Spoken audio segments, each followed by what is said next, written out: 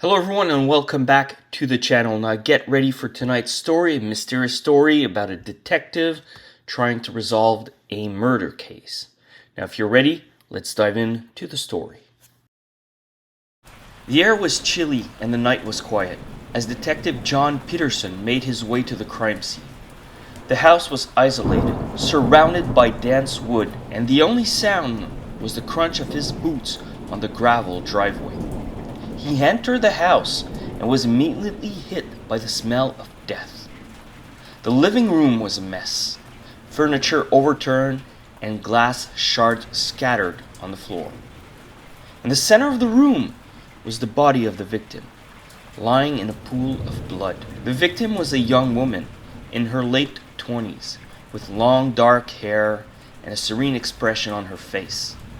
It was clear that she had been stabbed multiple times, the blade slicing through her clothing and flesh with ease. The detective's heart sank and he looked at the lifeless body, knowing that there was nothing he could do to bring her back. The only thing he could do now was to figure out who had taken her life and why. Detective Peterson began his investigation the next morning, poring over the crime scene and interviewing potential witnesses. There was no sign of forced entry, so the killer must have been someone the victim knew. The detective's gut told him that it was no random act of violence, but a premeditated murder. As he dug deeper into the victim's life, he discovered that she had been receiving threatening letters in the mail, each one more ominous than the last. The letters were signed by someone calling themselves the Blade, and the detective suspected that they were the work of the killer. He continued to follow the trail of evidence, determined to catch the person responsible for the heinous crime. But just when it seemed like the case was about to be cracked, tragedy struck.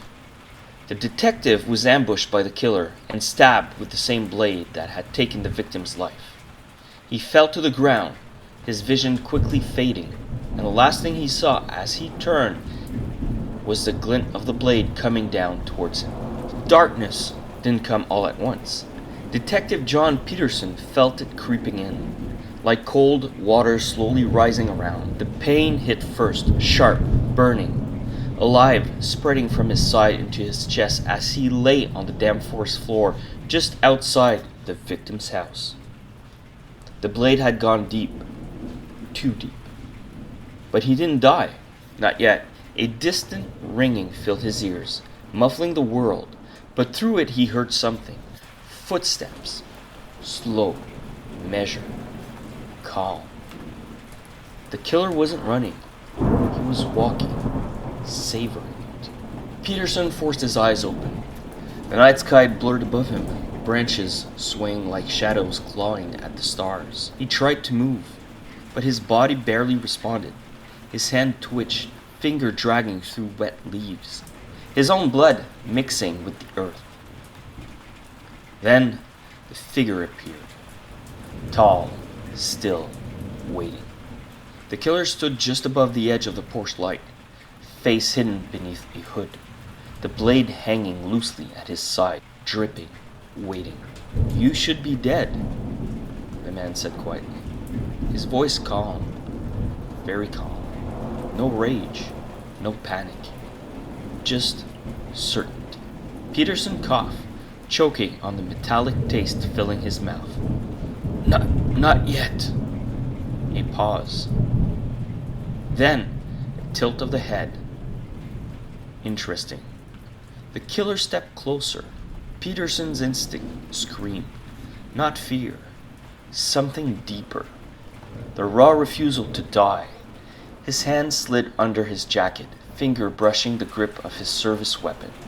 Slow, careful, silent. "You were so close," the killer continued. "Closer than the others." "Others?" The word stuck harder than the wound. "More victims?" Peterson's vision flickered, but he looked into the man's silhouette. You write letters?" A faint chuckle. "I write warnings." The killer lifted the blade slightly. She didn't listen. None of them do.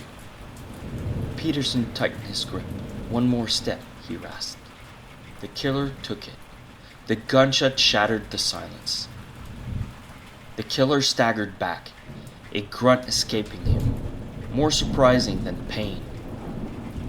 He clutched his shoulder, the blade dropping briefly before he caught it again. For a second, they just stared at each other. Then the killer smiled. Not wide, not wild, just pleased. "You're stronger than I thought, detective." Sirens wailed in the distance, faint but coming. The killer's head turned slightly towards the sound. Then, back to Peterson. "This isn't over." And just like that, he was gone, vanishing into the trees like he had never been there at all. Peterson tried to sit up, but his strength finally gave out. The gun slipped from his hand. His body collapsed back into the cold ground, breath shallow, vision tunneling. The last thing he saw before everything went black was the forest, watching him. The last thing he saw before everything turned black was the forest, watching him. When Peterson woke, it was the blinding white light and the steady beep of the machines.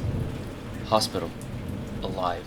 Barely. Pain surged through him as memory flooded back. The house. The woman. The letters. The blade. A nurse noticed his movement and rushed over. "Detective! Don't move." "Where is he?" Peterson croaked. She hesitated. "You're lucky to be alive." Not the answer he wanted. Hours later, sitting upright despite the protest of his body, Peterson stared at the evidence photos spread across his hospital tray. 3 more victims, all women, all stabbed. All had received letters, and every crime scene, clean, controlled, intentional. This wasn't chaos. It was ritual. Peterson's jaw tightened. The killer hadn't panicked when he was shot. He had fled in fear. He had withdrawn, like a predator that knew the hunt wasn't finished. Like a predator that knew that the hunt wasn't finished. Peterson flipped the final photo. A close-up of the last letter. The handwriting was precise, almost elegant. At the bottom, the signature, the blade. But this time, there was something new. A message, not to the victim, to him. "You live." Peterson felt something cold settle deep in his chest. God, his grip tightened on the paper, because suddenly he understood this wasn't over. It had just become personal. And somewhere, out there, the blade was preparing his next move.